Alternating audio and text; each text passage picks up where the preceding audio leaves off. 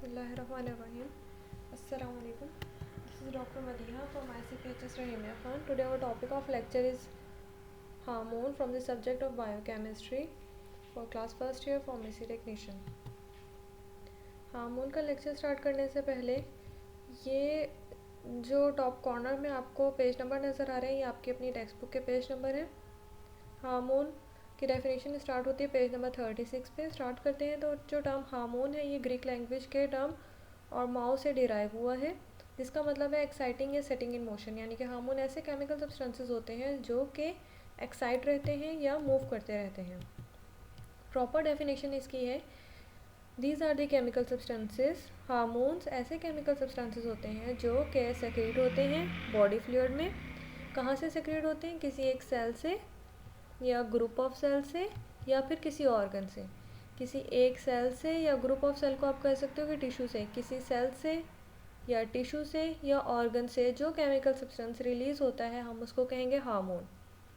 और and have a physiological control effect on other cell of the body, और उसका body के दूसरे सेल्स के ऊपर फिजियोलॉजिकल इफेक्ट होना चाहिए।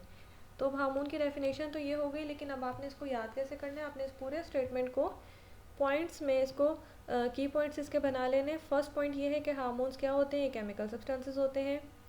सेकंड पॉइंट, ये कहाँ से रिलीज़ होते हैं? तो ये किसी एक सेल से या टिश्यू से या ऑर्गन से रिलीज़ होते हैं। थर्ड पॉइंट, ये रिलीज़ होके कहाँ पे जाते हैं? ये बॉडी फ्लूइड में जाते हैं। फोर्थ पॉइंट, और इनका फिजियोलॉजिकल इफेक्ट होता है हमारे बॉडी के दूसरे सेल्स के ऊपर। ठीक है, ये 4 पॉइंट्स आपने इसके बना लेना है तो आपको हार्मोन की डेफिनेशन जो है वो एग्जैक्टली याद हो जाएगी। एक और पॉइंट हमने यहाँ पे डिस्कस करना है कि ये जो टर्म आप देख रहे हो कि वन सेल या ग्रुप ऑफ सेल या ऑर्गन, तो कोई भी ऐसा सेल या कोई भी टिश्यू या कोई भी ऑर्गन जो कि हार्मोन रिलीज़ करवाएगा हम उसको नाम देंगे ग्लैंड्स का, GLAND। एग्जाम्पल है ग्रोथ हार्मोन। जैसे कि इसका नाम इंडिकेट कर रहा है कि ये ग्रोथ हार्मोन है, तो ये ऐसा केमिकल सब्सटेंस होगा जो कि बॉडी की ग्रोथ करवाएगा। लेकिन ऐसा नहीं, ये चूँकि जनरलाइज ग्रोथ करवाता है पूरी बॉडी की, लेकिन ऐसा नहीं कि बॉडी के हर सेल से सेक्रेट होगा। तो ये कहाँ से सेक्रेट होता है? ये एंटीरियर पिट्यूटरी ग्लैंड से सेक्रेट होता है, लेकिन इसका इफेक्ट होता है बॉडी के दूसरे ऑर्गन्स के ऊपर। सेकंड हमारा जो टर्म है, सेकंड जो हमारी डेफिनेशन है वो अगेन पेज नंबर 36 पे एंडोक्राइनोलॉजी है। एंडोक्राइनोलॉजी को हम अब इसी टर्म को हम डिवाइड कर देंगे 2 हिस्सों में। कैसे कि एक है एंडोक्राइन, यहाँ पे जिसका फर्स्ट पार्ट है ये है एंडोक्राइन। सेकंड जो है वो लॉजी। लॉजी आप सबको पता है स्टडी या नॉलेज को कहते हैं हम। एंडोक्राइन रिप्रेजेंट कर रहा है यहाँ पे एंडोक्राइन ग्लैंड्स को। तो endocrinology is the study of endocrine gland. अब हम एंडोक्राइनोलॉजी को पढ़ेंगे तो ये क्या है? ये स्टडी है एंडोक्राइन ग्लैंड्स की। अब प्रॉपर इसकी डेफिनेशन क्या है? This is the science concern with the structure and function of endocrine gland. अब एंडोक्राइनोलॉजी में हम स्टडी तो करेंगे एंडोक्राइन ग्लैंड की, लेकिन क्या क्या पढ़ेंगे एंडोक्राइन ग्लैंड्स के बारे में?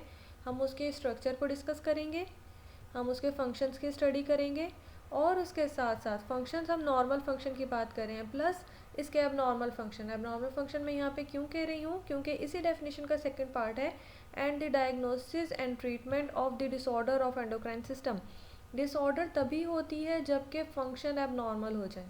ठीक है, तो मतलब ये कि हमने एंडोक्राइनोलॉजी में क्या करना है? हमने उसमें स्टडी करनी है उसकी स्ट्रक्चर्स की, ग्लैंड्स की स्ट्रक्चर की और ग्लैंड के नॉर्मल फंक्शन की, प्लस हमने इन्हीं फंक्शंस के एबनॉर्मल फंक्शन को भी डिस्कस करना है, यानी कि डिसऑर्डर। फिर वो डिसऑर्डर डायग्नोज कैसे होती है और उन डिसऑर्डर्स का ट्रीटमेंट क्या है, ये सब हम पढ़ेंगे एंडोक्राइनोलॉजी में। अब हमने इस डेफिनेशन को किसके क्या की पॉइंट्स बनाए? सबसे पहले हम इसकी स्ट्रक्चर और फंक्शन को स्टडी करेंगे। स्ट्रक्चर और फंक्शन को स्टडी करने के बाद हम इसकी डिसऑर्डर को स्टडी करेंगे। डिसऑर्डर बीमारी के या उसकी जो भी डिजीज़ है हम उसको चेक करने के बाद या नॉर्मल फंक्शन को चेक करने के बाद हम उसको डायग्नोस करेंगे, उसकी तशख़ीस कैसे की जाए, और जब उसकी तशख़ीस हो जाए तो हमने उसका ट्रीटमेंट भी एंडोक्राइनोलॉजी की स्टडी में करना है। यहाँ पे एक न्यू टर्म आया है आपके पास एंडोक्राइन ग्लैंड्स के बारे में। ग्लैंड हमने थोड़ी देर पहले डिस्कस किया, कोई भी ऐसा सेल या टिश्यू या ऑर्गन जो कि हार्मोन की रिलीज़ करवाएगा हम उसको कहेंगे कि वो ग्लैंड्स हैं। अब एक टर्म है एंडोक्राइन ग्लैंड्स। एंडो रिप्रेजेंट करता है इनसाइड को। एंडोक्राइन ग्लैंड्स क्या होते हैं? ये डक्टलेस ग्लैंड्स होते हैं, यानी कि इनकी डक्ट्स नहीं होती हैं या ये विदाउट ट्यूब्स होते हैं या इनकी नालियाँ नहीं होती। तो ये फिर अपनी सेक्रेशन कैसे जो है वो रिलीज़ करवाते हैं? ये directly they secrete their hormone into blood. ये अपने जो इनकी जो हार्मोन की केमिकल सब्सटेंसेस के जो सेक्रेशन है उसको डायरेक्टली वो ब्लड में सेक्रेट करवाएंगे। ये है एंडोक्राइनोलॉजी। यहाँ पे एक बस थॉरोली सा डिफरेंस आपको बताना चाहती हूँ एंडोक्राइन और एक्सोक्राइन दोनों के टर्म में। एंडोक्राइन का वर्ड आया है, लेकिन फर्दर आप पढ़ोगे एक्सोक्राइन के भी बारे में।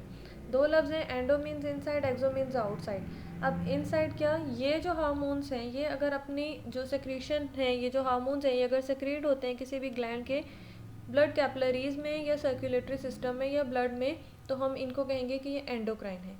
अगर तो कुछ ऐसे हैं हार्मोन जो कि ब्लड में डायरेक्टली रिलीज़ नहीं हो रहे, बल्कि ये स्किन की सरफेस की तरफ रिलीज़ हो रहे हैं, तो ये ऐसे ऐसे जो होंगे ग्लैंड्स, वो एक्सोक्राइन ग्लैंड्स कहलाएंगे।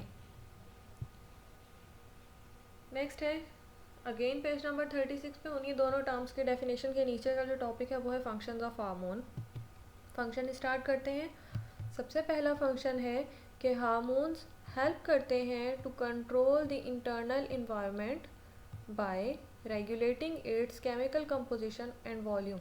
तो हार्मोन की वजह से हमारी बॉडी का अगर इंटरनल इन्वायरमेंट है अगर कोई डिस्टर्ब हो गया है, तो हार्मोन हमारी बॉडी में रिलीज़ होंगे ताकि उसको नॉर्मल किया जा सके, उसको बैलेंस किया जा सके। कैसे कि कोई भी केमिकल कंपोजिशन है और वॉल्यूम है उसको रेगुलेट करके हार्मोन जो है हमारी बॉडी का इंटरनल इन्वायरमेंट कंट्रोल करते हैं।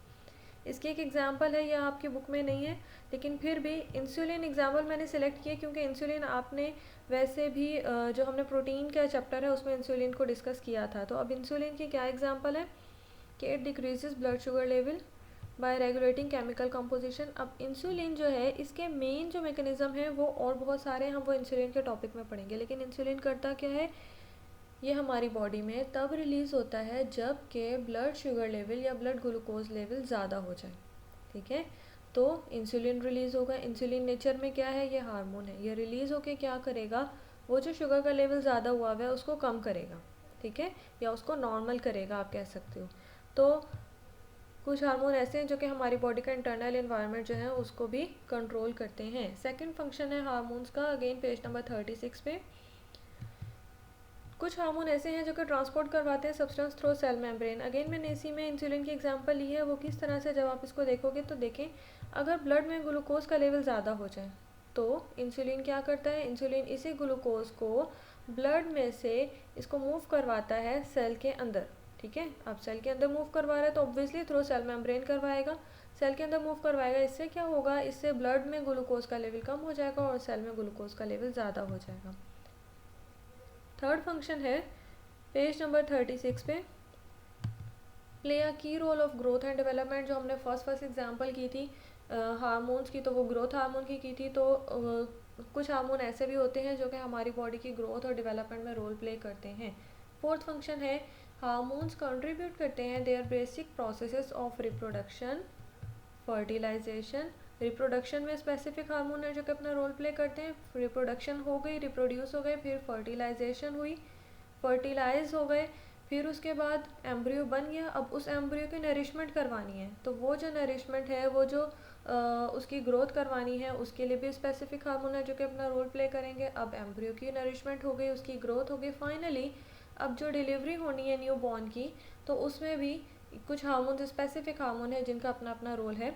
तो ये सारे जो फंक्शन है इन सब में भी हार्मोन्स का रोल होता है। Last function and fifth function है हार्मोन का रेगुलेट मेटाबॉलिज्म। तो हार्मोन जो है वो मेटाबॉलिज्म को रेगुलेट करवाते हैं। मेटाबॉलिज्म होगी तो ही एनर्जी बैलेंस हो सकता है हमारी बॉडी में। ये जो टर्म मेटाबॉलिज्म है ये हम इससे पहले डिस्कस कर चुके हैं। इस मेटाबॉलिज्म के जो प्रोसेस है हम इसको दो प्रोसेस में डिवाइड करते हैं, एक है कैटाबॉलिज्म, दूसरा है एनाबॉलिज्म। कैटाबॉलिज्म होता है तोड़फोड़ का अमल और एनाबॉलिज्म होता है बिल्डिंग अप। कैटाबॉलिज्म होता है ब्रेकिंग डाउन या तोड़फोड़ और एनाबॉलिज्म होता है बिल्डिंग अप या फिर बनना किसी चीज़ का। तो तोड़फोड़ में और जुड़ने में भी जो एनर्जी रिलीज़ होती है, मेटाबॉलिज्म में जो एनर्जी रिलीज़ होती है वही हमारी बॉडी के मेटाबॉलिकल दूसरे फंक्शंस को कैरी आउट करवाती है। ये जो लास्ट के फंक्शंस हैं ये पेज नंबर 37 पे हैं। चलें, आज का हमारा लेक्चर यहाँ तक कंप्लीट हुआ। फर्दर जो लेक्चर है वो हम इंशाल्लाह सेकंड लेक्चर में स्टार्ट करेंगे। फर्दर जो हमारे टॉपिक्स हैं, तब तक के लिए स्टे ब्लेस्ड। अल्लाह हाफिज़।